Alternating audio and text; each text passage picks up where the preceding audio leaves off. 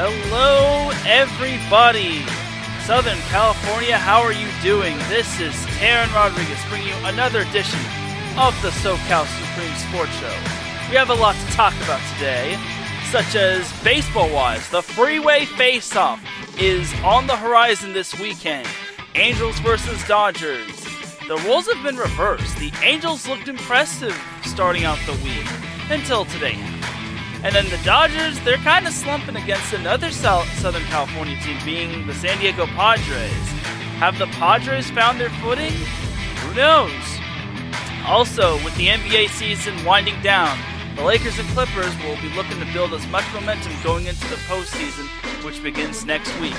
And the Los Angeles Sparks pulling off an impressive victory over the Minnesota Linx, proving Uncle Teran wrong. Respectfully, of course. All that and more here on the SoCal Supreme Sports Show. This is Teran Rodriguez bringing you another edition of the SoCal Supreme Sports Show here on IE Sports Radio, your direct feed for all that is sports.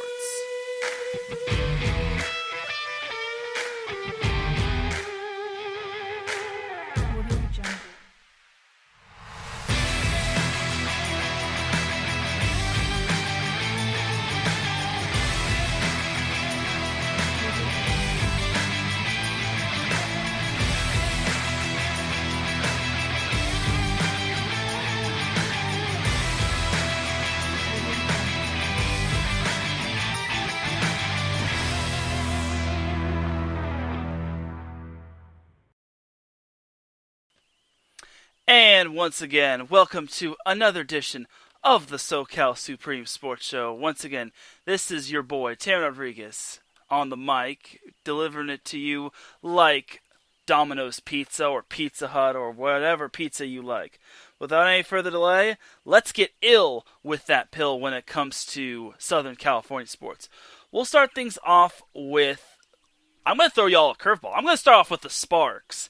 So the Sparks, they had themselves an impressive week last week. I'm not going to lie. They looked pretty darn good last week.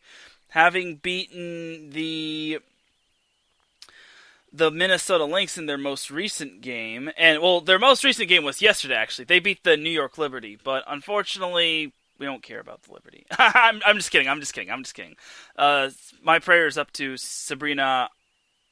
I don't know her last name. Sabrina I.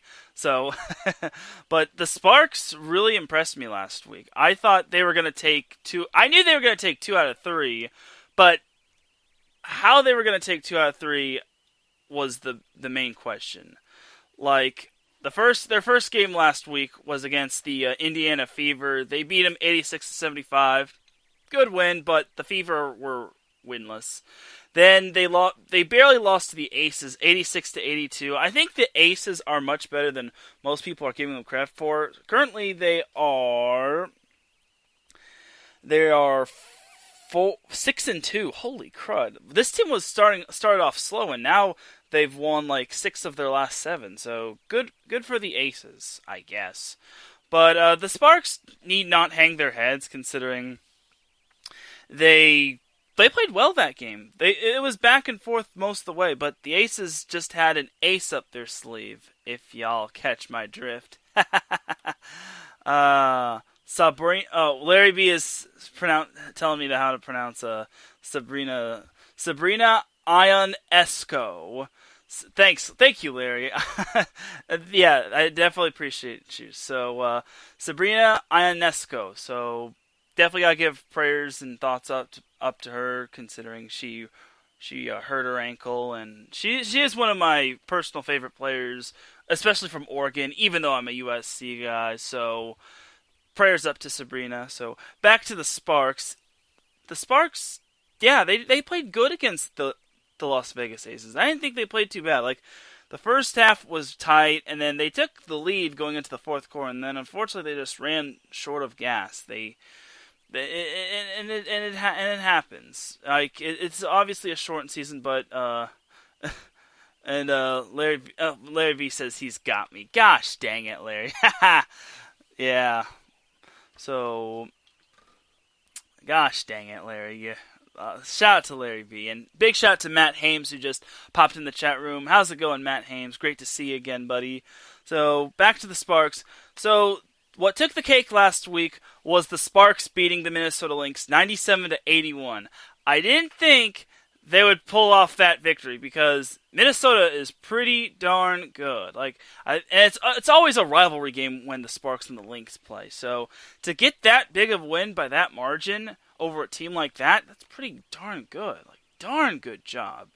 Darn good job, Sparks. And that loss actually set Minnesota back because now they're one game behind Seattle for the top spot, while the Sparks and the Phoenix Mercury are tied for fourth in the Western Conference. But they're not going to do the whole West versus East format, just like the NBA does. And Matt says he's at his in-laws for dinner, and hey, thank you, Matt. He said he had to excuse himself to the restroom to turn on the show. Hey, I really appreciate you, Matt. That really means a lot that you did that. It's kind of something that I would do, honestly. Just say I gotta use the restroom and say press play, and then just turn on the show. So that really means a lot, Matt. That really does, and I appreciate you tuning in for that brief period of time. So just to close out the Los Angeles Sparks, they beat the New York Liberty 93-78 by 15. So I guess good for them, but they're just not the same without Sabrina Ionescu. So this week for the Sparks, they have 2 games this week, and they're both going to be on ESPN, so good for the Sparks. Tomorrow they play the Washington Mystics, which have kind of come back down to earth after they started the season hot, so we'll see how it goes. And then the Sparks also play the Indiana Fever. I think the Indiana Fever have finally caught their footing. They finally gained some ground. A little bit. They've gained a little ground, but not too much ground. So, Sparks, I think the Sparks can go 2-0 this week. I mean, the Mystics are not one to be underestimated, because considering they're still the reigning champs, despite not having Elena Deladon. So there's that. And the Fever, I think the Sparks can handle them. If they handled them once, they can handle them again. And obviously, there's no home court advantage. So we'll see how it goes for them. I honestly think they can go 2-0, but if not, I expect them to at least win 1. I'm not trying to jinx the Sparks, but I definitely think the Sparks are a good team, and they're good enough to win both games. If they beat the Minnesota Lynx, I think they can beat both those teams. But you never know with some of these teams. Sometimes these teams can get high, and sometimes these teams can get low. So you gotta be in the middle of that. So we'll see how it goes. But I'm quite impressed with how the Sparks have played as of late. You know, they've won 2 games, 2 in a row, so that's pretty cool. They're tied for the fourth overall in terms of the best record. They're tied with Chicago and Phoenix. I think Chicago's kind of cooled down because Chicago started the season off pretty hot, having pretty much ripped past a bunch of teams. So again, it's kind of those ebbs, those highs and lows. Seattle is still the top dog. The Aces and the Lynx are just right behind them, and then it's the Mercury, the Sky, and the Sparks, and then it's just Dallas, Washington, the Fever, Connecticut, Atlanta, and then poor old lowly Liberty. So yeah, the WNBA obviously is 20. For those of you that don't know, the WNBA has only 20 games this year, which that's a pretty short season on its own. I think that's probably shorter than the NBA restart. So not too much time to dilly-dally. So if the playoffs start today, the Sparks would be facing the Minnesota Lynx, which would be a really good series. I think that series could go either way. I forget the playoff format. I think it's best of 5, honestly. I'm almost certain it's best of 5, and I think the finals is best of 7, if I'm not mistaken. So I need and they might change the format this year, but who's to say? So I just want to see the Sparks in the playoffs. Like, I want to see more of our Southern California teams in the playoffs. Like, don't be like the Kings and the Ducks, unfortunately. No offense, Kings and Ducks fans. So, so that's gonna do it for the WNBA portion of the SoCal Supreme Sports Show. Once again, 2 out of 3, not bad for last week, and beating the Minnesota Linx. Even though I said that the Linx were pretty much going to probably take them down. That's pretty good. I'm impressed. So now let's jump to the NBA. The Lakers and the Clippers. I just got word that the Clippers have locked in the number 2 seed, so they will be the number 2 seed going into the NBA playoffs, which start next week. And tonight, the Clippers kind of have a little bit of a Western Conference semifinals preview against the Denver Nuggets, and that's going to be a really good game. Like, the Nuggets are coming off of a 3-point loss to the Los Angeles Lakers, which obviously it was a tough loss for the poor little Nuggies. So poor Denver Nuggets.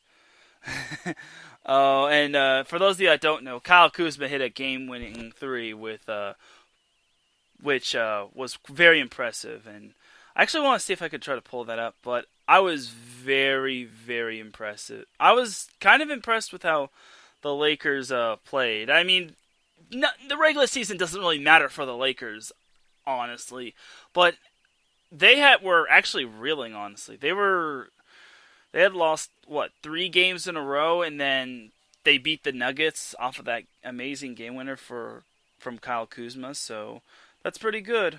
That's pretty good, honestly. So, pretty good indeed.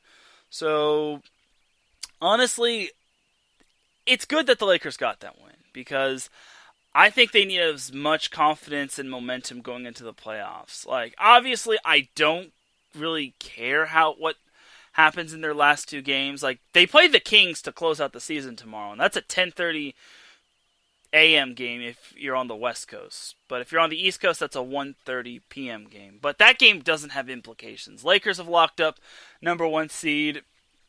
The Kings have been bounced from the playoffs. So unfortunately, we won't be seeing NorCal in the playoffs. But that's okay. That's okay. So it's too bad for the Kings. But as Stephen A. Smith would say, I'm here to tell you right now, we don't care. We don't care. So yeah, I'm not trying to disrespect Sacramento, but unfortunately we won't be seeing the Sacramento Kings in the playoffs. So, me personally, I think the Lakers still are one of the favorites to win the West. However, everyone is still speculating that the Lakers could get the toughest first-round matchup ever, being the Portland Trailblazers. And for good reason, too, because Portland is on a tear, and they're still... I think they just now took over the number 8 seed in the Western Conference standings. Like, looking at the standings right now, the Lakers and the Clippers and the Nuggets have pretty much locked in their seeds. I think Houston is the same way as well, even if the Nuggets lose. Yeah, I think that's still the case. And OKC is pretty much the same. I don't know about OKC or Utah or Dallas. I'm pretty sure Dallas won't be getting anywhere higher than 7. I'm not so sure about OKC and Utah. Matt Hames, if you're still in the chat room, try to confirm. But, yeah. I don't know what to expect from OKC or Utah. I mean, OKC has been one of the bigger surprise teams in the NBA this year. Like, they lost Russell Westbrook and a bunch of their other players, and then Shai Gilgeous-Alexander, Chris Paul, and a bunch of other players have really stepped up. And Billy Donovan's done an excellent job as head coach. So, overall, I think OKC could be somewhat of a threat. I'm not certain, but if the playoffs started today, the Houston Rockets would be playing OKC, and the Jazz would be playing the Nuggets, and the Mavericks would be playing the Clippers, which the Clippers actually beat. I think it was a couple nights ago, or sometime last week. Yeah, it was last Thursday. The Clippers beat the Mavericks by 15, which was pretty impressive, actually. I mean, the Clippers and the Mavericks were going back and forth, but then the Clippers just got hot, and then poof, they just pulled away. So, yeah. As for the number 8 seed, Portland is now the new number 8 seed, with Memphis and the Phoenix Suns trailing them one game back. You also have the San Antonio Spurs to consider for a possible the 8th seed in the playoffs, and for like the a candidate to be in the play-in game. It basically is going to come down to the final day of the season. I think that will be Friday, I want to say, because it is tomorrow. Tomorrow is the true judgment day. The Bucks face the Grizzlies, which the Grizzlies could actually win that game, considering Giannis Antetokounmpo got suspended for headbutting, which was very foolish of him.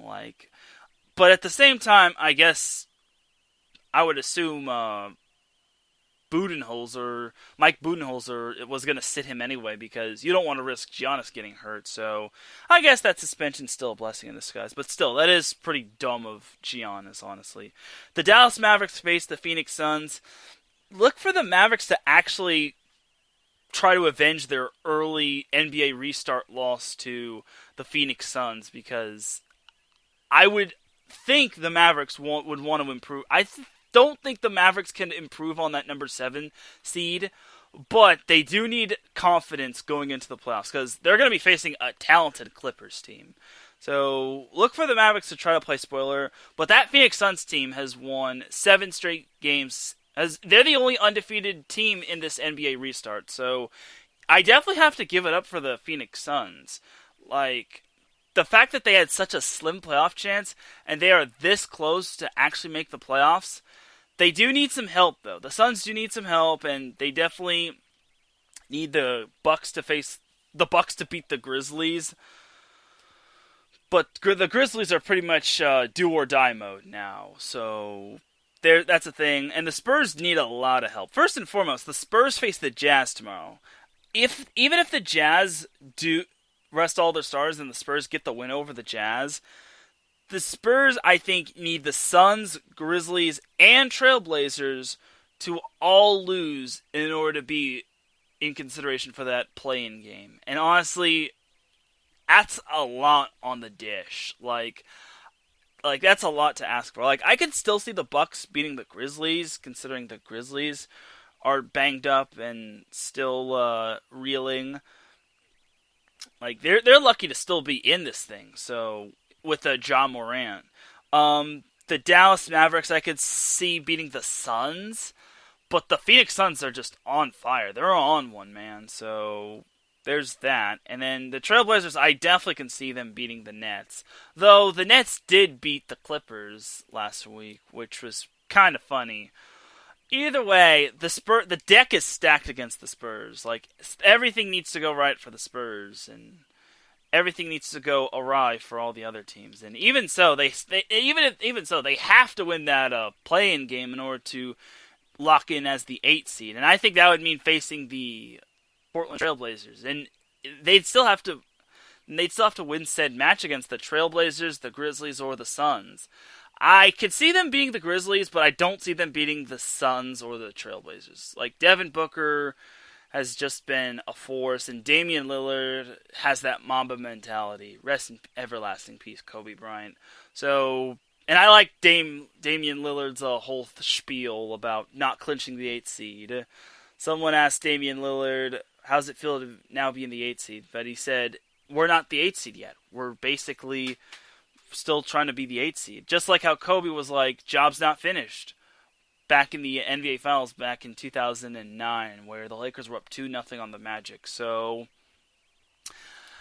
different animal, same beast when it comes to that Mamba mentality from Damian Lillard. And still, I could see the Trailblazers giving the Lakers a tough time in that first round match. Though I do see the Lakers beating the Trailblazers in a 7-game series. You heard me right, folks. I can still see the Lakers beating the Trailblazers in a 7-game series. I know Portland is good offensively, but defensively, I don't know. I think their defense leaves a lot to be desired, honestly. You look at Portland and how many points they've given up in this bubble. They gave up 131 to the Mavericks yesterday, and then they also gave up 121 to the 76ers. They lost to the Clippers, which that also kind of raises a red flag. Though the Clippers are the deeper team between them and the Lakers, I still think that raises a red flag when it comes to the Trailblazers facing a top-tier team like the Lakers. So, and then the Trailblazers impressively beat Denver, but they gave up 115. The Rockets were an impressive victory, holding them to only 102 points. Like, you really see defense now these days with how everyone with all these high-scoring games and all that. So, I think Portland defensively, if the Lakers, all of the Lakers players, sans Rajon Rondo and Avery Bradley, because Rajon's out with a thumb injury. Avery Bradley opted out. So I think the Trailblazers can still give the Lakers a tough time, but I still think the Lakers can win this 7-game series. I'd probably say Lakers in 6. Lakers in 6. That sounds like a reasonable aspect. And you also have to take into consideration that there is no home court advantage. So even though the Lakers are the 1 seed, it's not guaranteed. They're not guaranteed a victory. So we'll see how it goes. Getting back to the Lakers as a whole, the Lakers, I could still see them beating the Kings, even though the Lakers are more than likely going to manage the starters' minutes, and the Kings are just playing for glory. Like, the Kings are just playing because they want to beat their Pacific Division rival in being the Lakers. So we'll see. Like, normally this game would have been the Kings' last chance or best shot to possibly beat the Lakers and make the playoffs. But without any playoff chance, then the Kings are just pretty much playing for glory. So there's that. So again, for me, I definitely think the Lakers are good enough to go deep in the playoffs, but can they stay consistent? Like, obviously, like, AD was kind of my biggest concern going into this week. Like, AD was not looking like himself. He did kind of turn the corner when it came to the game against the against the Nuggets. He had 27 points, which was pretty impressive, and 6 boards, which that's pretty good. The game that made me raise a flag or red flag when it comes to the Lakers was the game against the Pacers last week, because the Lakers actually were trying to win that game. Like, they had their starters in playing full minutes, and they lost to the Pacers. Now, obviously, TJ Warren is such a freaking powerhouse, but still, to lose to the Pacers is kind of and especially when Anthony Davis didn't really have his best game. He only had 8 points and 8 boards. That to me was very concerning. And last Thursday when the Lakers played the Rockets, he just was not a factor for them. So honestly, I think that was kind of the concerning game. That's kind of what made me think I should be a little worried. I wasn't overly worried because the regular season means nothing now. Like, the postseason is where it's at, and Lakers have got to come out swinging in the postseason. Otherwise, them losing in the first round could be the worst thing ever. And Candace Parker made a great point on Inside the NBA one night ago. I think it was on Monday, where there isn't going to be an asterisk near that NBA championship. There's going to be an exclamation point, and I couldn't agree more, considering it's still an NBA championship is still a championship. Like, you're not going to give it back, and nobody predicted COVID-19 happening, so we'll see how it goes for the Lakers. I still think they have what it takes. I think playoff LeBron is going to show up. And I think AD's finally going to get his bearings in. I think he's finally on his way to pretty much getting out of his slump.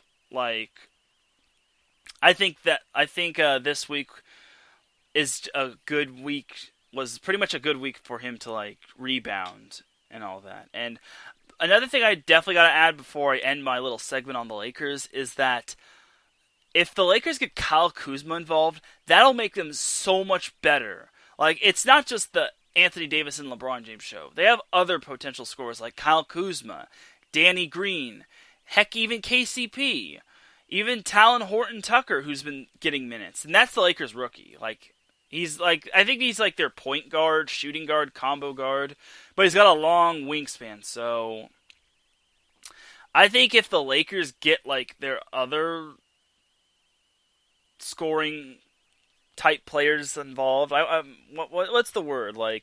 Offensive powerhouses involved, I think that just makes the Lakers a much better team, because obviously LeBron and AD can score whenever they want for the most part, but if they get their whole team involved, like Danny Green from the outside, Kyle Kuzma, I think that just makes the Lakers a much better team, and I think that can get them far. The Lakers have a deep roster, but they're not as deep as the Clippers. The Clippers are obviously deep, which pretty much is a good transition to go into the Clippers, but I will end it off on this. I think the Lakers will be just fine. I think had they lost to the Nuggets, I would have been a little bit more concerned, but now I'm feeling a little bit better about seeing the Lakers in the playoffs. Obviously regular season doesn't mean squad anymore, like I said, but that win over the Nuggets snapped their 3-game losing streak, and it gives them a little bit of a clearer mind and a little less doubt on going into their final game against Sacramento. And I know the Lakers can beat Sacramento for the most part. It all depends on who's playing and who's not playing. And it depends on if the Lakers can stretch their lead going into that game. If the Lakers can stretch their lead to a big enough margin where Frank Vogel can just sit his starters and he could just put in the reserves and he won't have to worry about a thing. But I think the Lakers are totally fine going forward. So that's pretty much the segment on the Lakers. Now let's go to the Clippers. Clippers, I don't get how the Clippers lost to the Brooklyn Nets on Sunday. How do you lose to the Brooklyn Nets? I know the Nets are a playoff team. I can't believe I'm uttering those words. But the Nets are not that good. The Nets are number 7 in the East. Obviously they play in a competitive division, being the Atlantic Division. But hey, big shout out to Davidson Crooks for tuning in. And you're welcome to weigh in on this as well, Davidson. I don't know how far the Brooklyn Nets can go. The Brooklyn Nets can only go so far. And if the playoffs start today, Brooklyn would be facing the Toronto Raptors, which, you're facing the reigning champions, and I think Toronto would just stomp on the Nets. Not anything disrespectful. The fact that the Nets in their division have 4 out of 5 playoff teams going to the playoffs is quite impressive. Obviously, it's a shortened season, but still, it's impressive that the Atlantic Division has half of the Eastern Conference's teams going into the playoffs. So that's pretty cool right there. I'm not gonna lie. Yes, very, very good, indubitably. So, and furthermore, to be honest, I think I definitely think the Raptors will just whoop. Davidson Crooks said it best. 4-1 Raptors, or Raptors in 5. I couldn't agree with that more. I think the Nets will get one little game, but I think that'll be the sympathy game. But I definitely could say Raptors in 5. Maybe even Raptors in 4. Raptors in 3 even.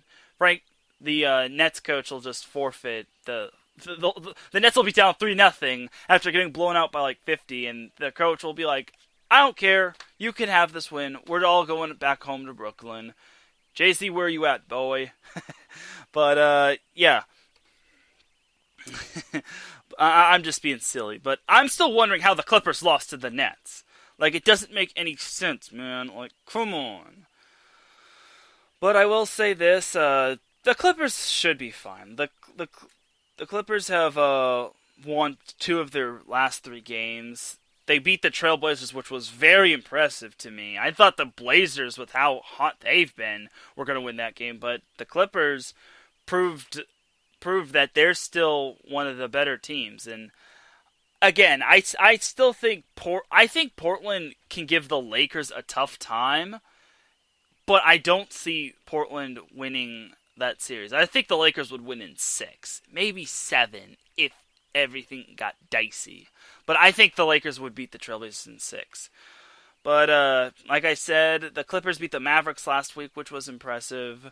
The Clippers like I said, the Clippers play the Nuggets tonight. They have a tough last 2 games.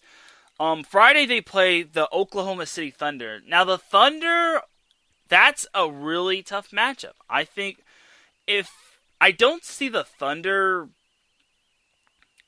The Thunder are currently the 5 seed, honestly, and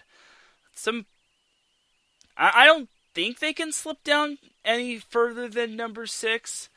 Though it is kind of tight with them in Utah. So I think that's a crucial matchup for Oklahoma City because, I mean, they won't be able to fall to the point where they'll be facing the Clippers in the first round. Like, I don't think that happens. But the Thunder are a frisky team. So I think the Thunder could, for purposes of confidence, they'll try to give the Clippers their best shot. But I still see the Clippers I think the Clippers could win both games this week. I don't know about the Nuggets. I think both games are going to be close, though. I think that the Clippers will win by a slimmer margin than the Lakers did on Monday. So, who knows? I think Lou Williams may have to make the game winner. I think Lou Williams could be making the game winner. And who knows? Maybe Lou Williams will be going to Magic City to get some wings after the game. As long as he Postmates or Uber Eats them. Okay, we're kind of running that Magic City meme/joke into the ground. In regards to teams from respective divisions, the Thunder in the Northwest Division have 8 teams going to the playoffs, with the Denver Nuggets going to the playoffs, the Oklahoma City Thunders in the playoffs, the Utah Jazz are in the playoffs, and the Portland Trailblazers could be in the playoffs. Hence the word could be. If the Trailblazers do get into the playoffs, I think that would just mean that the Northwest Division is really competitive, except for the Timberwolves. Poor Minnesota. Too bad. But I'm getting off topic here. Like, that Northwest Division looks kind of clean, honestly, so... As for the Clippers, I do see them winning both of their games. For the Clippers to have any chance of winning the NBA championship, it's all about if they can get all their players healthy and together. Like, if they can get Pat Beverly, Lou Williams, Kawhi, etc., if they can get all those players back, this team can... do some damage. Obviously, they have 3 players out, being Montrezl Harrell. He just returned to the bubble, so if he's still... he must have like some sort of like new injury that just arose. Pat Beverly is still out, which that's kind of the heart and soul of their defense, and Landry Shamet is out. The Nuggets, on the other hand, have a lot of players out. They have Jamal Murray out, Gary Harris is out, Will Barton is out, Jeremiah Grant is out, and Vlatko Kankar is out. I don't even know who he is, but the Nuggets have been banged up themselves, and it was kind of evident when they played the Lakers. And the fact that they had all those players banged up, and they still almost beat the Lakers, with the Lakers playing all their starters, of course, is still kind of impressive. Like, Denver is definitely the dark horse of that division. I think Houston could also be a dark horse of the Western Conference, but I think Denver would be a better shot, because Because Jokic is playing Nikola Jokic is playing on another level. Like, that dude can ball. And it's not just him. It's Michael Porter Jr. is playing well. Bull has been somewhat impressive, honestly. So I wouldn't sleep on the Nuggets if I were you. Like, it's kind of tough to speculate because Paul Millsap has been somewhat impressive. And if Jamal Murray gets healthy, then you gotta watch out for the Nuggets. Mason Plumlee's also pretty good. Like, in their game against the Lakers, they had all but 2 players that they played reach double digits. So that's pretty cool. Pretty distributive as well. So we'll see what the Denver Nuggets can bring tonight against the Clippers. I still got the Clippers winning that one just because the Clippers are more deep. So we'll see how it goes. But the Clippers are pretty much locked in as the 2 seed. The Nuggets are the 3 seed. If all goes well, these two can meet in the Western Conference semifinals. And if that happens, I would darn right expect a 7-game series. I think that series could go 7. But if I had to say, I'd probably say Clippers in like 6 or 7. So we'll see. Nothing really matters right now for most of these teams.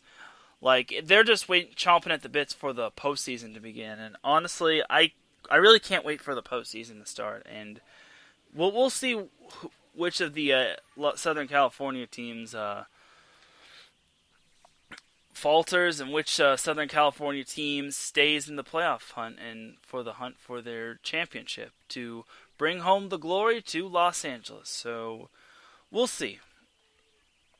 I think the extra rest also kind of helps the Lakers. I mean, obviously, it's for one more day. Like, they play tomorrow, and that's kind of an early game, but that's kind of what the Lakers get for pretty much having the 1 seed locked up and for the Kings pretty much being bounced from playoff contention. So we'll see how it goes. But back to the Clippers. I think the Clippers are just fine. Like, again, it's all about if and when their players are all on the same showing when it comes to the playoffs. So, but don't sleep on Denver, honestly. So, I think that's pretty much going to wrap it up for the NBA segment. Overall, I really think the Western Conference is well represented by the Lakers and the Clippers. I really am excited for the playoffs. Like, I really think the Clippers can finally snap out of their snake-bitten streak when it comes to losing in the second round. They can finally make it to the conference finals. Like, if they don't make it to the conference finals, then they really are the most cursed team in the NBA. Maybe even more cursed than the Knicks, honestly. So, and that team is really cursed. So that's pretty much it for the NBA portion of the SoCal Supreme Sports Show. And I think this is a good time to go to a quick commercial break. When we come back, I will be discussing and previewing the Freeway Faceoff between the Los Angeles Angels of Anaheim and the Los Angeles Dodgers.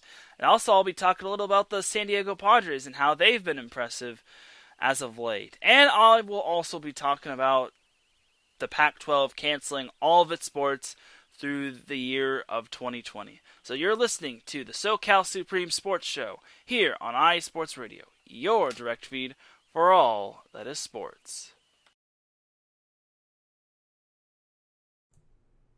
Lay down music.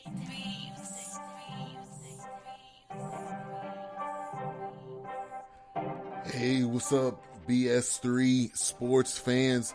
If you love listening to the BS3 Sports Show, check out the weekend wrap-up every Monday at 12:15 Central Time, 1:15 Eastern, recapping the weekend in sports like you never heard it before. Comedy, interactive chat room, it's a must-listen. Weekend wrap-up on Spreaker.com, part of the X Squad. Check it out. You won't be disappointed.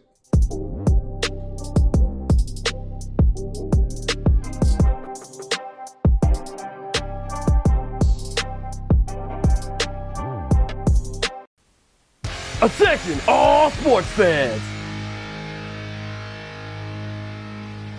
If you're someone who wakes up each morning with lists of sporting events to go along with your to-do list for the day, then you just might be a diehard. The world of sports is as vast as the ocean is deep, including the major leagues, the minor leagues, the college, and everything in between. This is me, your boy Larry B of IE Sports Radio, welcoming you to join me every Monday evening at 4 p.m. Pacific, 7 p.m. Eastern on The Defining Moment, a show that focuses on what really matters in the sports world, sports themselves, and nothing outside of them. Once again, tune in for The Defining Moment with me, your boy Larry B, every Monday evening at 4 p.m. Pacific, 7 p.m. Eastern on IE Sports Radio, right here on Spreaker.com. We'll see you there.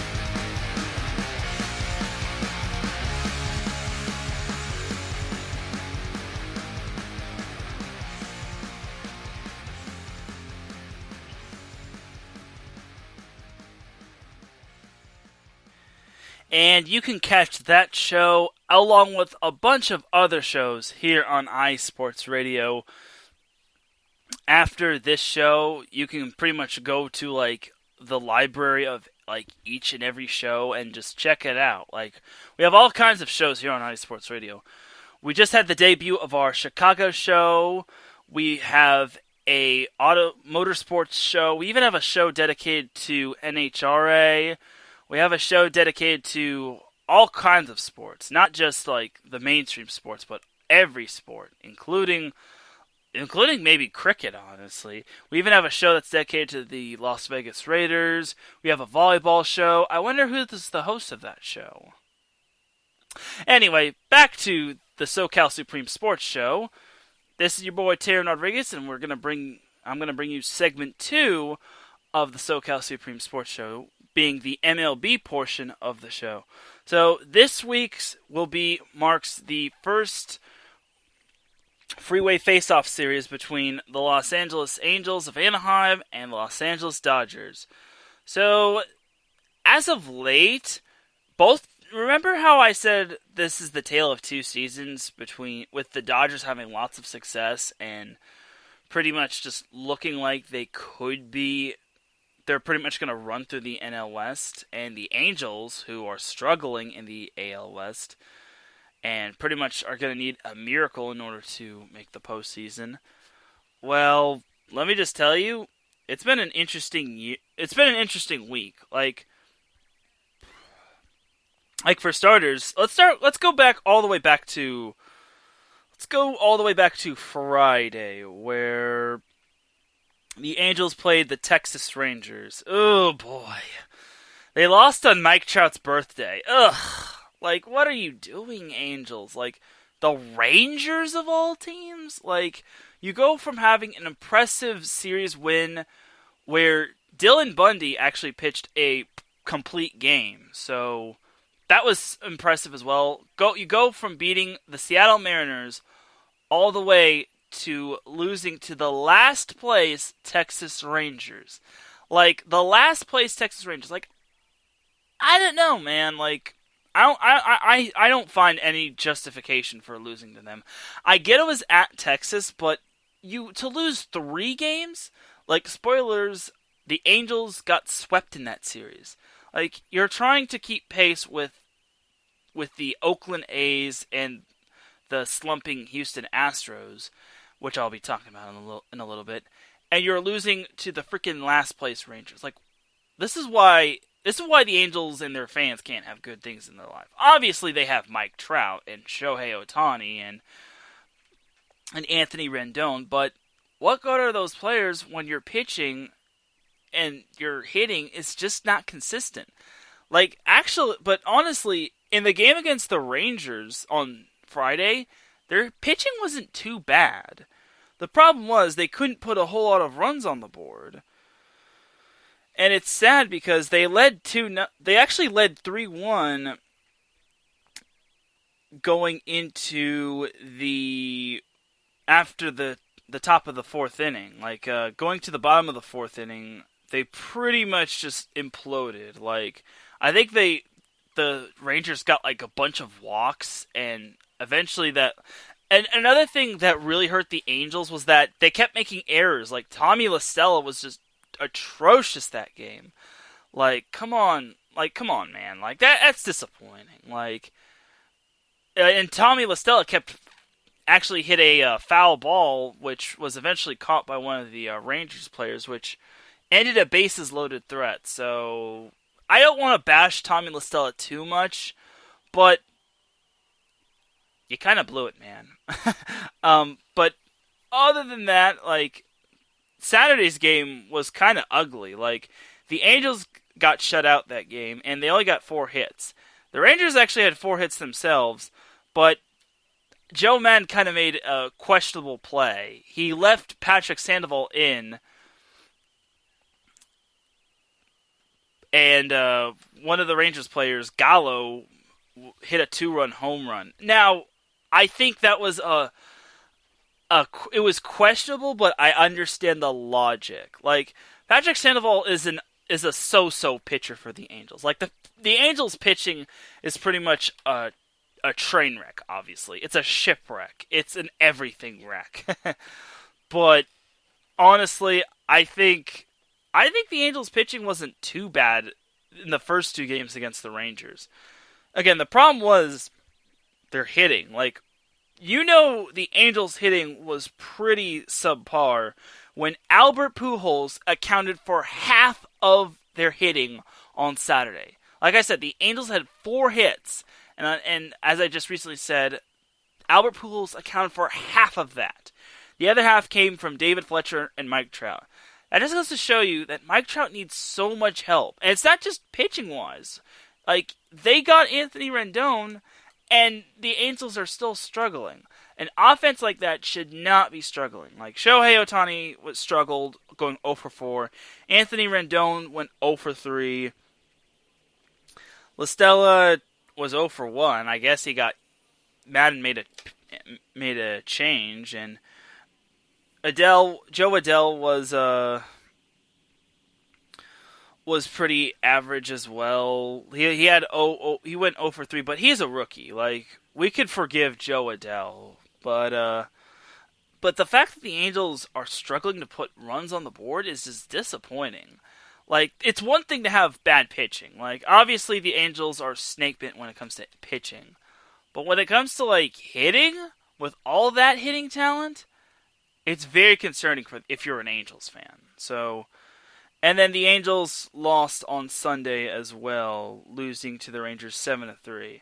Now they managed to get some runs, but it didn't really matter because the Rangers got 7 of them things. So, I'm still wondering how that happened. However, this week was a completely different week. They faced the Oakland A's, and as always, I was pretty much like ranting up a storm about the Angels, saying, "Oh, they're gonna get crushed by Oakland." Like, I even said that it was gonna get so bad that the Oakland A's were gonna paint the big A green and yellow because that's the Oakland A's colors. So there's that. But on Monday, the Angels actually pulled off the win against the Oakland A's. It's like, okay. Obviously, their pitching was still bad, and they still left a bunch of players. They left the bases loaded yet again. I think the Angels have left the bases loaded 11 or 12 times this year alone.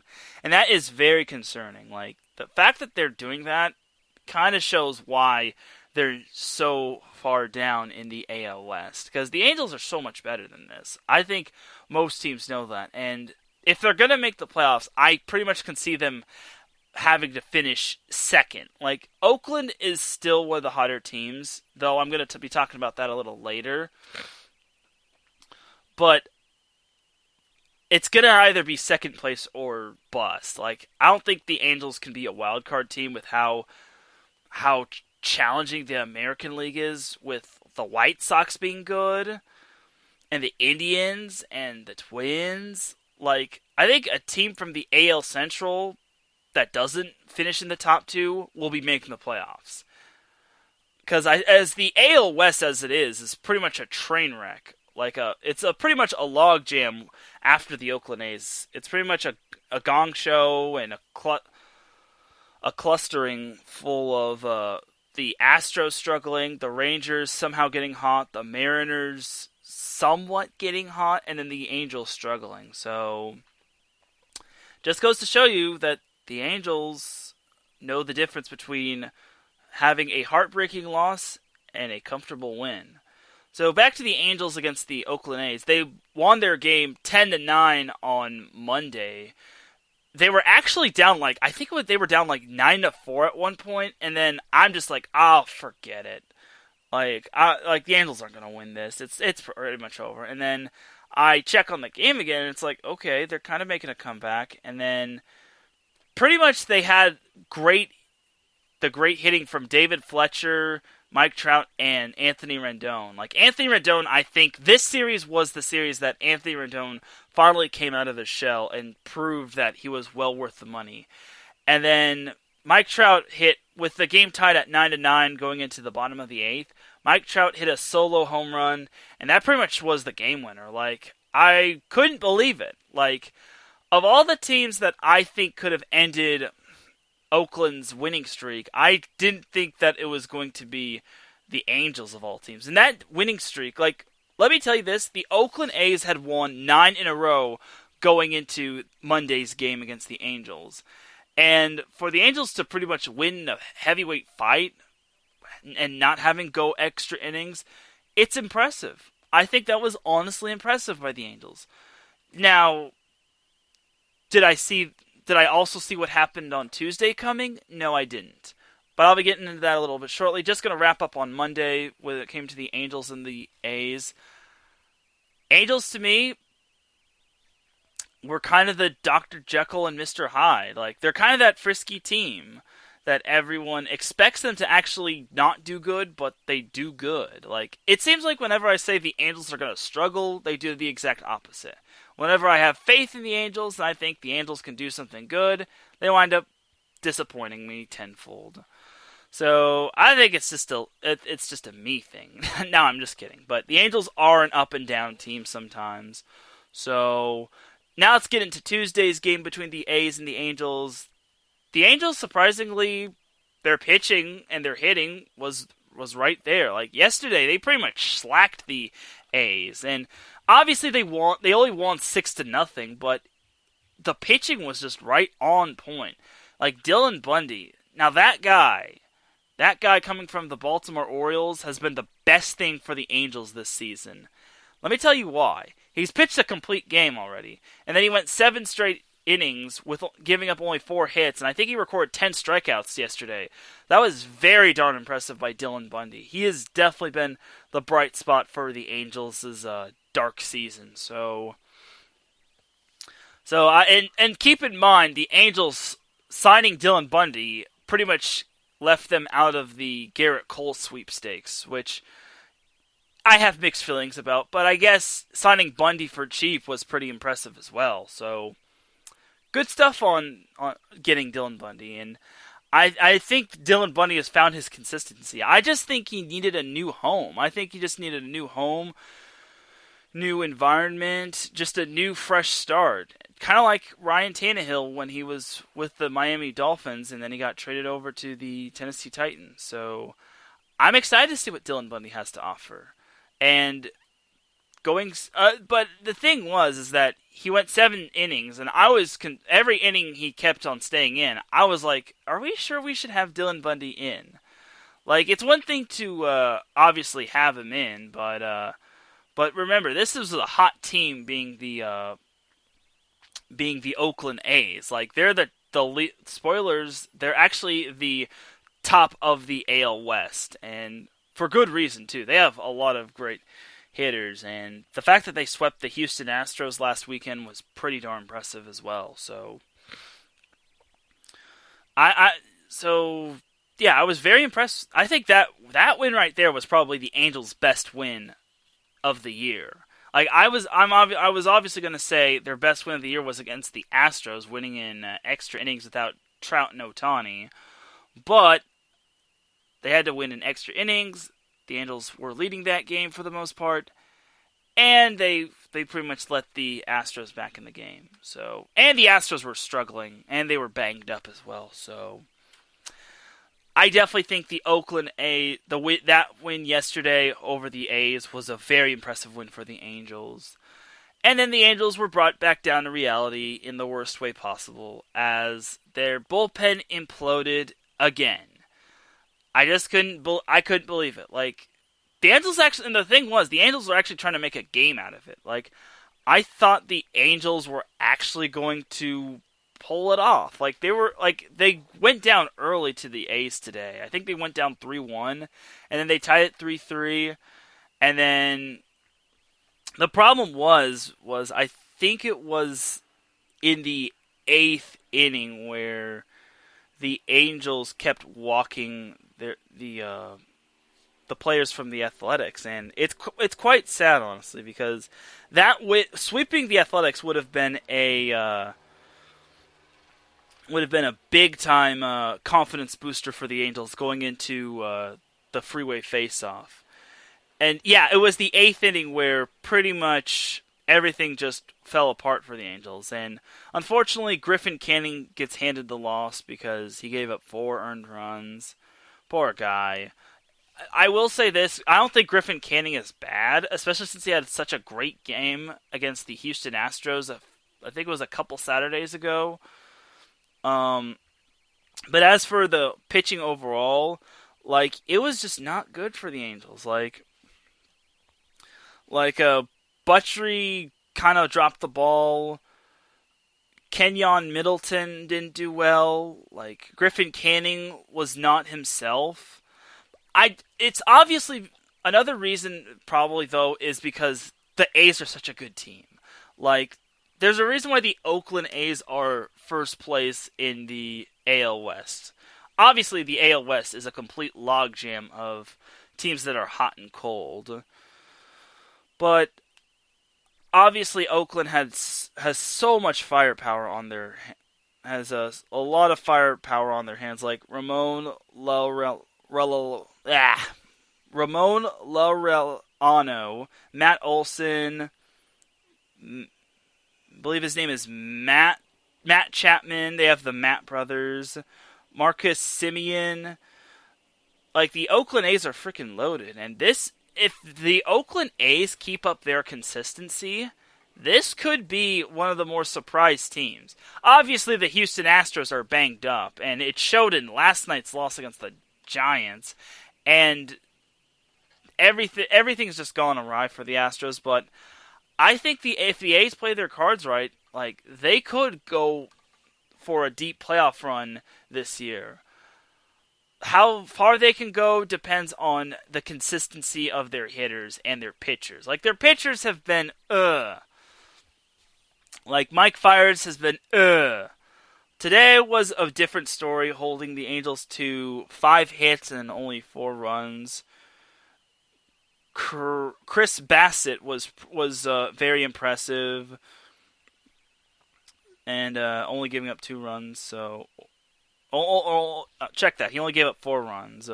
4 runs, 4 strikeouts, and he pitched over half the game. So I think getting Bassett out also kind of turned the tide for the A's as well. So, because the fact that he was in for that long, if I were the A's coach, I would have probably taken him out. No. I think that was perfect when they took him out. But the Angels, I think, were kind of threatening in that inning as well. But the A's made the right call. So overall, I think that was a good win for the A's today. The Angels did get slapped back to reality, but I was impressed this week. So I've kind of rambled a little bit long on the Angels. Let's go over to the other side of Southern California, where we have the Dodgers. So last week, the Dodgers finished up their series against the San Francisco Giants, where they pretty much won the series 3-1. Last Wednesday they beat the Padres 7-6, which was impressive. On Friday, they beat the Giants 7-2, which was pretty darn good. Saturday, however, was quite the opposite, as the Giants beat them 5-4. The Giants actually led 5-1 at one point, and they had a no-hitter going until the 6th inning, where I think one of their players had missed misplaced themselves in trying to catch the ball. Like, he thought the ball was going to be closer to him, and then the ball just went overhead, and then he just missed it. He missed it by a lot, and it just dropped. It's like, bloop, there goes the no-hitter. And that eventually helped the Dodgers score 4 runs in that 6th inning. But unfortunately, it just wasn't enough. As surprisingly, the Dodgers only had 2 hits that game. And the fact that they almost rallied back was quite impressive. So, unfortunately for the Dodgers, the Giants beat them. NorCal got the best of them. It almost was looking that way for the Dodgers as well. Like, going into the 7th inning, the Dodgers were down 2-0 until they managed to get some 3-run bombers from Pollock and Mookie Betts. AJ Pollock and Mookie Betts. So I think that was definitely crucial. Mookie Betts is definitely been worth all that money that the Dodgers spent. So that's been quite the impressive feat right there. I mean, obviously, I don't really believe it, though. I think with the Dodgers having to rally to beat the Giants kind of is a little concerning. I think that concern kind of peaked its ugly head on Monday when the Dodgers faced the Padres. The Padres beat them 2-1 in a low-scoring affair. Cal Quantrill got the win for San Diego as they held the Dodgers to only 4 hits, which is kind of impressive. And the fact that the Dodgers only got 1 run was also pretty good as well. And I think if that's kind of the pitching that the Padres need in order to make the postseason. Like, again, I can see the Padres making the postseason, whether they're placing second in the AL West or they're making it as a wild card team. Like, I want to see the Padres in the playoffs.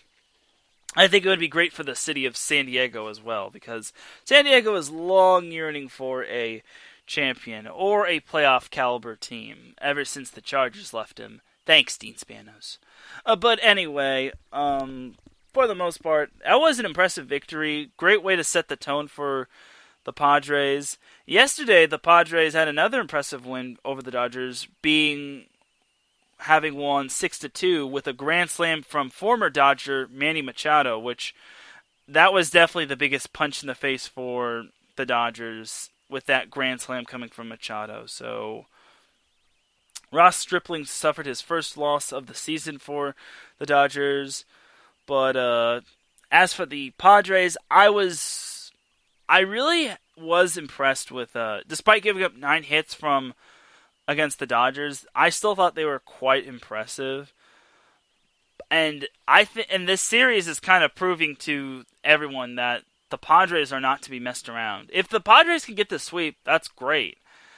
But for the Dodgers, the Padres are going to need a lot more, are going to need to bring it all in when it comes to the Dodgers today, because the Dodgers are obviously mad about losing both games, and they're not going to lose at the Chavez Ravine. I don't think the Dodgers will lose tonight, and I certainly hope not for the Dodgers' sake, because going into their series against the Angels, I think the Dodgers are going to need as much confidence as they can, because I think the Angels are starting to regain a little bit of their confidence, and you never know with the Angels. Like last year, the Angels took both Freeway series. They took both Freeway series. They won at the Chavez Ravine, and they also won at Angel Stadium. Still think that was one of the more shocking things I've ever seen. So, wait, they have. Wait a second. Hold on a minute.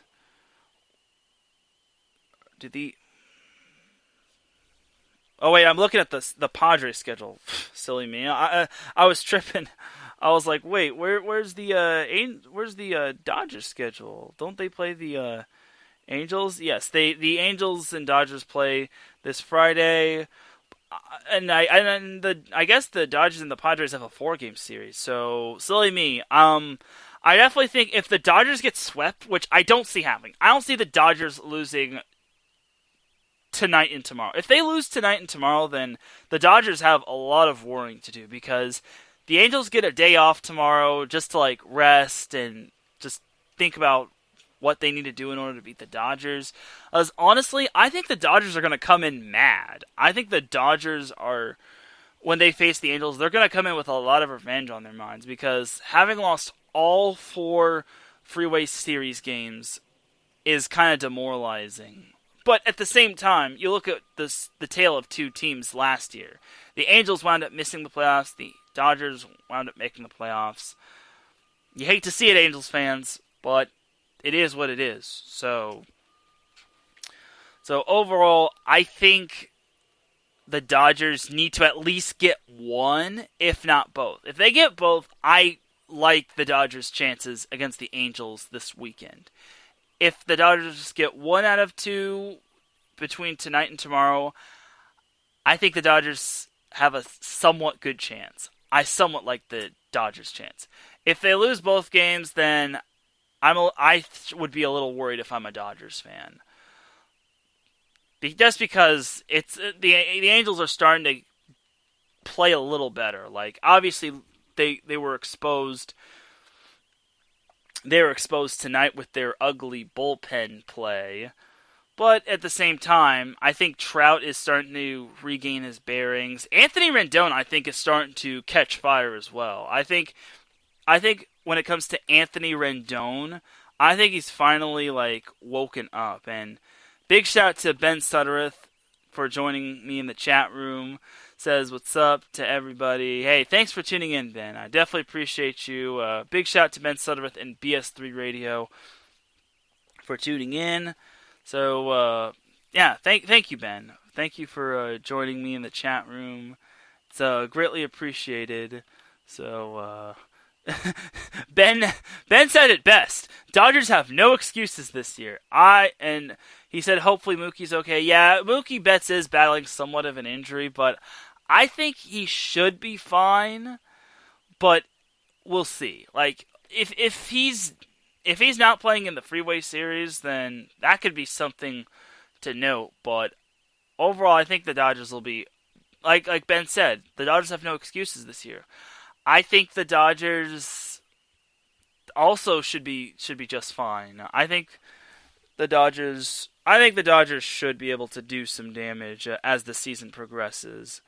Looking at the standings via the ESPN app, we have... So, starting with the Angels, they are unfortunately sitting at the bottom of the AL West as of right now. You never know with the Mariners and the Rangers closing up their series.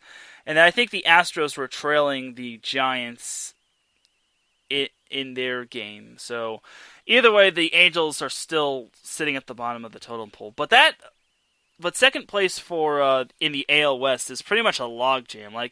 You have the Astros struggling, you have the Rangers starting to catch fire. Yes, Ben, I said it. Your Texas Rangers are starting to catch fire. You have the Mariners, which have some good offensive talent.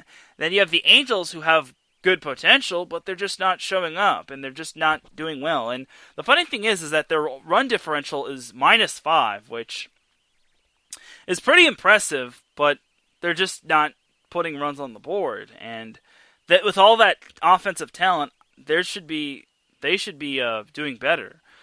But that's not the case. As for the Dodgers, they find themselves 1 game behind Colorado in the NL West. If anyone predicted the Colorado Rockies to have this great of a start, take a bow. However, honestly, I don't know if the Rockies will keep this hot streak going, but it remains to be seen. There's still some gameplay left. Obviously, this is a marathon and not a sprint, so we'll have to see what happens with the Rockies. But this series, the climax of the Padres-Dodgers series, should be quite fascinating, considering the Dodgers need as much wins as possible, because now that they're tied in the NL West with the Padres, they can't really afford too many more losses, because if they get too many of those losses, then that could pile up, and they could that could cost them a spot in the playoffs. I mean, again, it's a shortened season. It's only 60 games as opposed to 162. So we'll see how it goes for the Dodgers. Like, these 2 games are crucial. I expect the Dodgers to at least take one. If they get swept in this series against the Padres, then I will be very shocked at the Dodgers, and I think that causes quite an alarm for them going forward. All right, so before I preview the Freeway series, gotta give a big shout to Marcus Los Great. Says, shout out to my boy Mr. Teran Rodriguez doing his thing again. Hey, I appreciate you tuning in, Marcus. He says, what up, what up, what up? So how you doing, Marcus? Great show yesterday when it came to gloves off. So and he says, set point for life. Facts, Marcus. Facts. I expect to see you next week when it comes to Set Point. That'll be the 50th episode of Set Point. And I'm hoping, I'm going to make that 50th episode something to remember. I'm going to have a Q&A. I really want to have 2 guests, and I'm going to have some story time with you all when it comes to how Set Point came to be. So, but that's for Set Point. We're still with the SoCal Supreme Sports Show. So, as for the Freeway series, Angels versus Dodgers. All right, so it's the battle of 2 Los Angeles teams, even though the Angels are technically Orange County. They'll still be Orange County for life. But as for Angels-Dodgers, you kind of have to wonder with the Angels, where was this offense that came alive against Oakland back a weekend ago against Texas? Like, it just makes me wonder. I don't know. And as for the Dodgers, like, again, the final 2 games against the Padres will determine on if they can carry momentum into their series against the Angels. However, I still see the Dodgers taking 2 of 3 against the Angels. Honestly, I just think the Dodgers are just are more better than them. They're just more balanced. They have better pitching. I think their consistency is better, even though Dave Roberts is a very manager. Like, obviously, Joe Maddon's still in his first year, and he's still trying to like get used to coaching Anaheim or the Angels. Either way, I just see the Dodgers taking two of 3, at least 2 of 3. If they get the sweep, then they get the sweep. The only way the Angels win is if Dylan Bundy pitches, and he is going to pitch on Sunday, which with how Dylan Bundy's been doing this year, I can see the Angels winning that game. Considering the Dodgers are they're not like fully consistent enough. Like, they have way more consistency than the Angels when it comes to getting hits at the dish and all that. But I don't think the Dodgers are the definition of a fully consistent team. Not like the Yankees. Like the Yankees, and I hate to bring this up to Marcus, the Yankees are a very, very consistent team, and it's shown. And the Oakland A's are, other than their series against the Angels where they blundered 2 games, I think the Oakland A's have shown consistency as well. And then another team that's shown consistency is the Minnesota Twins, even though they're kind of struggling a little bit. And then the Chicago Cubs have been consistent as well. So a lot of surprise teams here and there. But there's still a little ways to go. So, again, for the Freeway Series, I got the Dodgers winning 2 out of 3. If the Angels somehow do take 2 out of 3 against the Dodgers, then bully for them. Like, the Angels need to make up a lot of ground. The Dodgers are still fine. Worst comes to worst, they'd be a wild card team. But they'd be probably the best wild card team. And just like last year with the Washington Nationals, the wild card team could still make some noise. So we'll see how it goes for both those teams. But I got the Dodgers winning the Freeway Series. Gonna get a little revenge, especially since the Angels, like I said, the Angels beat the Dodgers in all 4 games last year. And I don't think that's ever happened at all when it comes to the Freeway Faceoff. So the fact that the Angels did that is quite, and they didn't even make the playoffs, is impressive yet concerning. So yeah. So once again, 2 out of 3 Dodgers win over the Angels.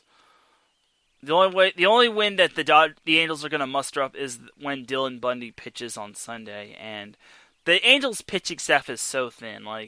They're really running low on pitchers. Like when it comes to they even had to call up Pablo Sandoval, or not Pablo Sandoval, Patrick Sandoval. Pablo Sandoval's on the Giants.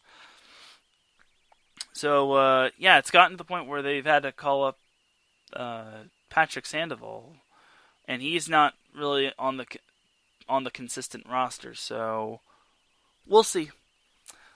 But as for the Padres, I think I'm really impressed with how they've been doing as of late. Like if they could take three out of 4 against the Dodgers, I think going forward the Padres will be just fine. And if they get it going, then watch out. To me personally, I don't think the Colorado Rockies' hot start will hold forever. Like, the Rockies seem to always do this. They sometimes have a hot start, and then, poof, they come back to reality, which is kind of like the Angels, but except more degrading. So, I still think the NL West will be decided by the Dodgers or the Padres. I think those are your top 2 teams in the NL West. And then, as for the AL West, I still think it's going to be the A's and the Oakland. Well, I predicted the Astros were going to win the AL West, and they're struggling as of late. So,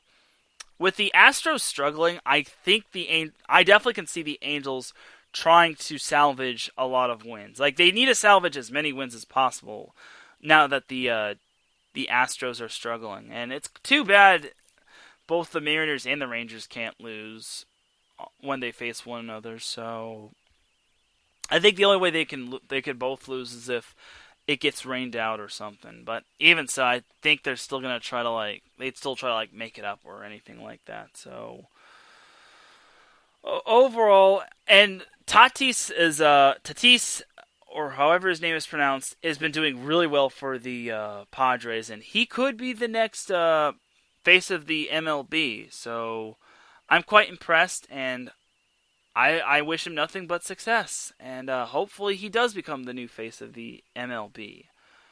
At least until when Trout decides to step away from the game or just hang up his cleats.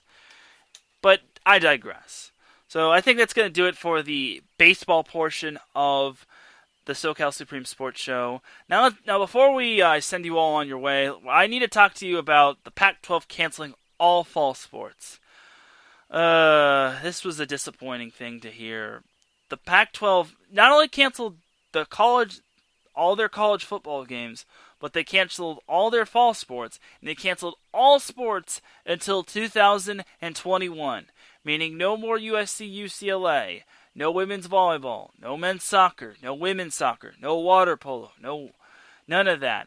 Not even basketball. We gotta wait till 2021. As Marcus Loscrate would say, the nerve of them. However, I think it's still for the best. Obviously, the health and safety of all the coaches and the players are the main priority. I just wish they didn't cancel everything.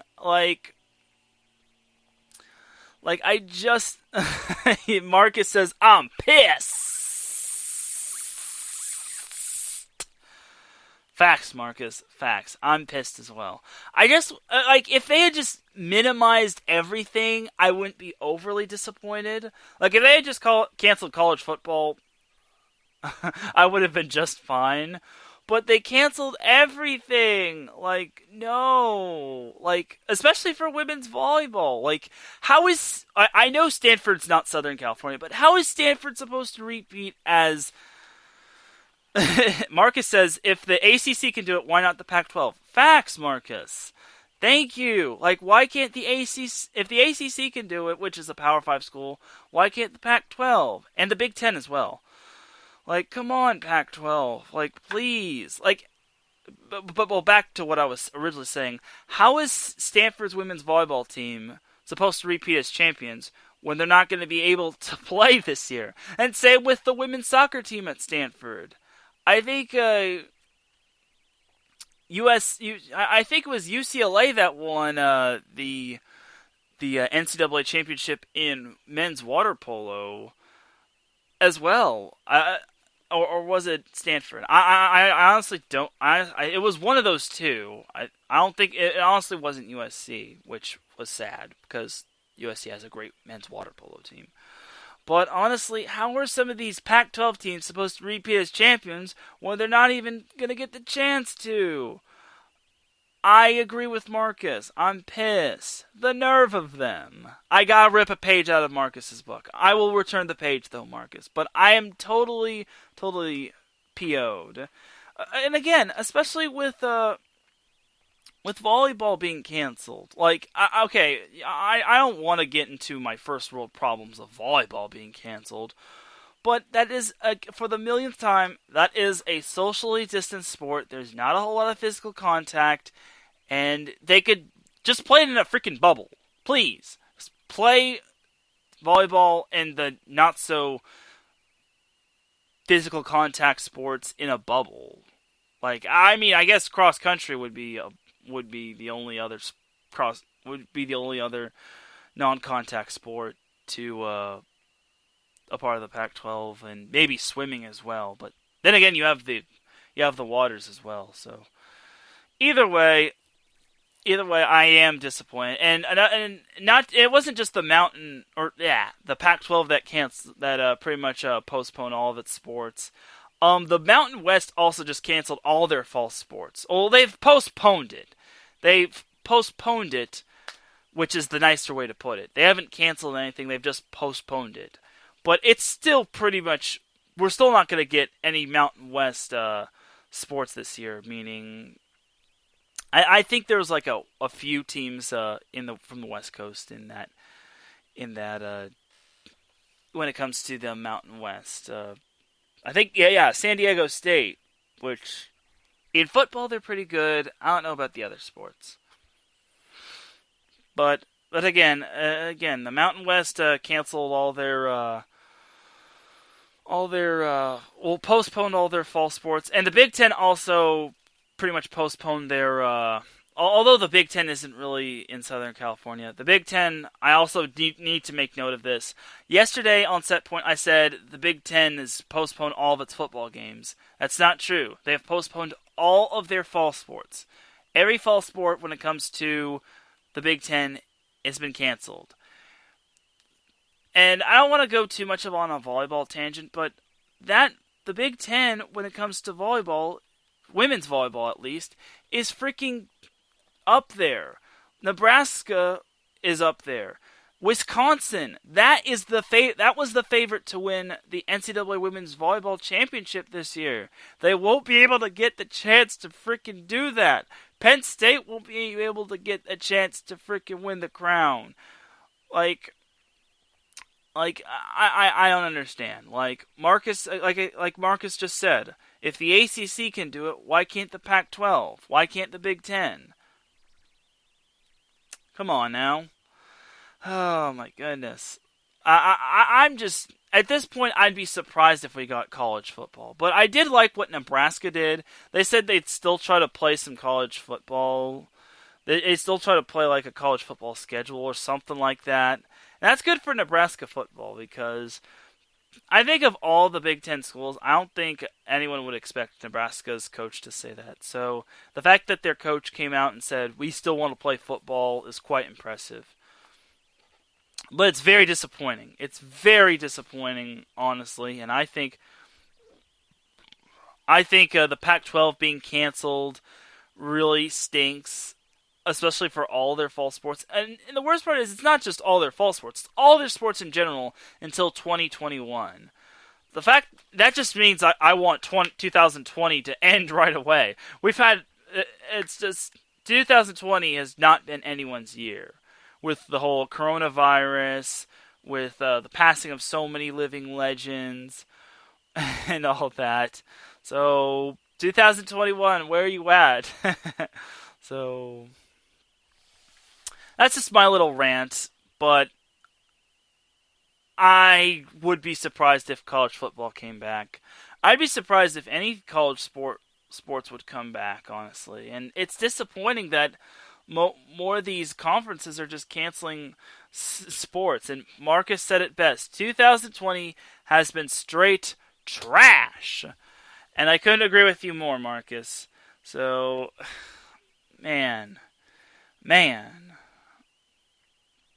2021, please come.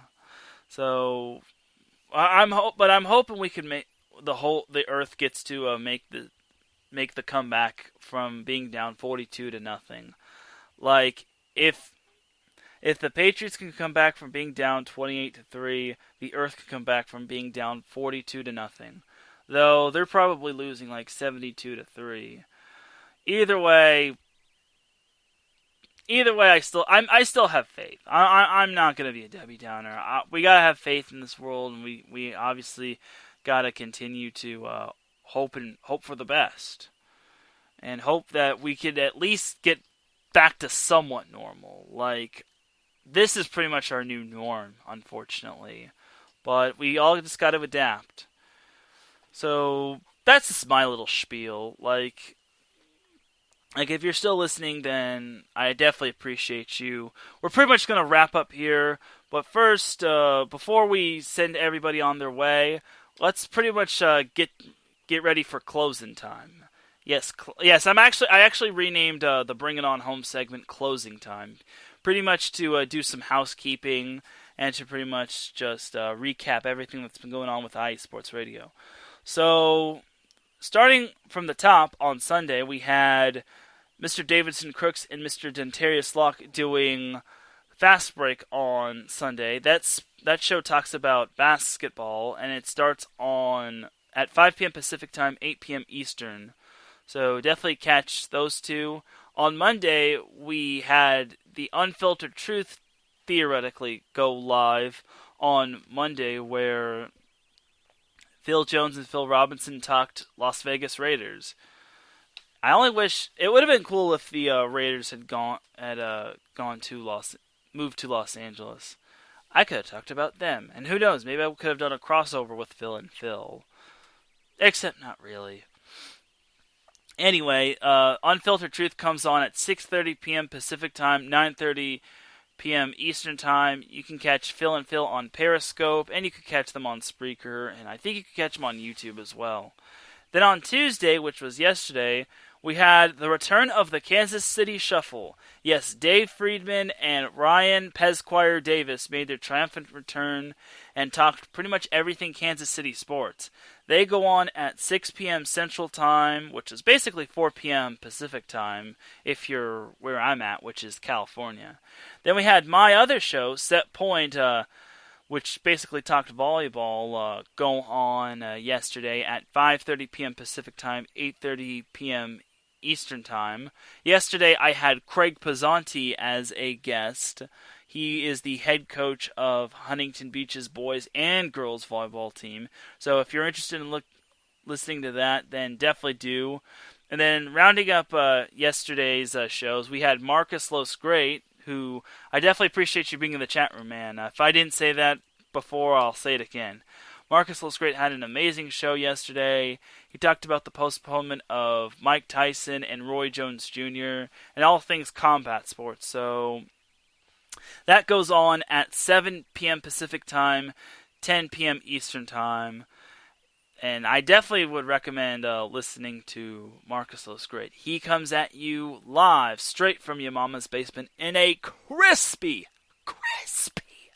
white tee. So there's that.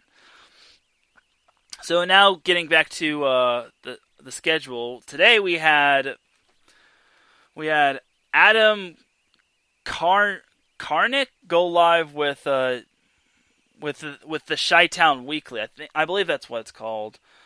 That was a really great show by Mr. Adam. He really showed us his knowledge and passion for Chicago sports, and I was quite impressed with how he Marcus says that was pretty good, lol. Hey, I appreciate you telling me that about the crispy white tea. But anyway, back to Chi-Town Weekly. Adam Karnick had himself a great show prior to mine. I definitely would recommend checking it out. He's definitely keeping me company when it comes to like Wednesday shows. It's not just gonna be the SoCal Supreme Sports Show, so that's pretty cool. And then obviously today we had my show, which talked about Southern California sports and all that. So tomorrow we may have the deep stage going live with Jonathan Couch Crew Chief Grunke and Larry B. That would be going on at 10 a.m. Pacific Time, 1 p.m. Eastern Time. That show talks about NHRA. And then also we would have The Extra Mile with Daryl Kinsey Jr. and Michael Ward and whatever guests he decides to bring on. That'll be going live at 5 p.m. Pacific Time, 8 p.m. Eastern. And that show talks about all things motorsports, whether it comes to NASCAR, IndyCar, Formula One, NHRA, even Funny Car. You name it. The Extra Mile has it all. And then closing off Thursday's shows, we have Bases Loaded with Brandon Buckingham and Blake Henley, which talk about baseball when it comes to Bases Loaded. That goes on at 7 p.m. Pacific Time, 10 p.m. Eastern Time, and that pretty much rounds up the Thursday shows. Friday, we have The Neutral Zone with Robert Kavanaugh, where he talks about hockey and the NHL. The NHL is in full swing. It's too bad the Anaheim Ducks and the Los Angeles Kings are not in it. The Neutral Zone will go live on Friday at 7 p.m. Pacific Time, 10 p.m. Eastern Time. It's sure to be a great time, especially with the NHL playoffs in full swing. And then Saturday, closing out the week, we have Down in H-Town with Corey Walker. He goes live every Saturday at 5 p.m. Pacific Time, 7 p.m. Central Time. He does a really good job with his show being Down in H-Town. And I definitely appreciate him being on call with him during the Lakers-Rockets game. So there was that. And just a side note for everyone, Set Point is actually going to be looking to be on next Friday. So if you don't see Set Point on next Tuesday, I haven't canceled it. It's going to be on next Friday because it's the 50th episode. And I want it to be a big-time episode. So that's the reason why I have it on. I'm probably going to have it on Friday. So, and again, I really want Set Point, that episode of Set Point to be like jam-packed. Like, I want to be a 50th episode worthy show. So, before I wrap up, and that's pretty much the schedule wrap-up, definitely do continue to support iSports Radio. Follow iSports Radio on Twitter, Instagram, like us on Facebook, listen to us on Spreaker, Spotify, Apple Podcasts, like us on YouTube, subscribe to us, and click that bell for notifications. Please definitely do give us a 5-star rating on Apple Podcasts because it definitely helps us. And we definitely appreciate your support. And also check out the clothing store that IU Sports Radio has, as they have all sorts of t-shirts, tank tops, hoodies, all kinds of crispy clothes. And they even have hats as well. They have flat build and they have curve build as well. So definitely do check out the iSports Radio store. Also sign up for their monthly news blog, and definitely check out the whole website to see all their present guests, their past guests, and their upcoming guests. I don't think present guests was the word used. It was just past and present, or past and future guests. That's what I'm trying to say. Like, iSports Radio definitely has a plethora of sports of guests that'll be coming on certain shows, like my show, for example, being Set Point.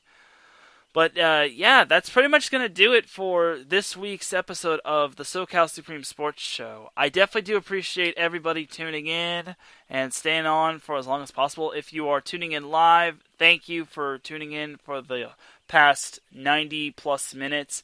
If you're listening to this on the replay, I also appreciate it as well. Definitely do continue to support all of iSports Radio.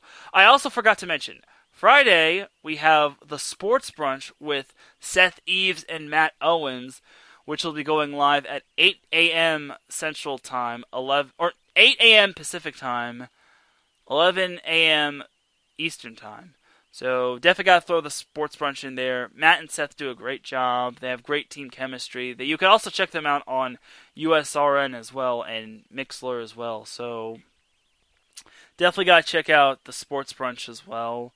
And it's pretty much going to do it for this week's episode of the SoCal Supreme Sports Show. I definitely do appreciate everyone for tuning in, because without you, we don't amount to too much. So, without any further delay, it's time for me to get on out of here, because it is past my dinner time, and I can't afford to eat late. So, let's get on out of here.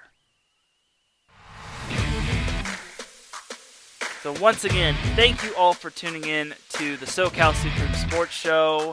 Next week, I'm hoping to have a bigger plate of Southern California pro sports to talk about, especially since the NBA playoffs are next week. And I'll be recapping the Freeway series between the Angels and the Dodgers. And we'll see how those Padres do. Yeah, and let's see how the Sparks do as well. So we'll see if we get any progression in the college football season. It's looking doubtful by the day. But either way, that's going to do it for this week's episode of SoCal Supreme Sports Show. For everyone here at iSports Radio, this is Teran Rodriguez signing off. Have a great rest of the evening, and remember, SoCal is for SoCal.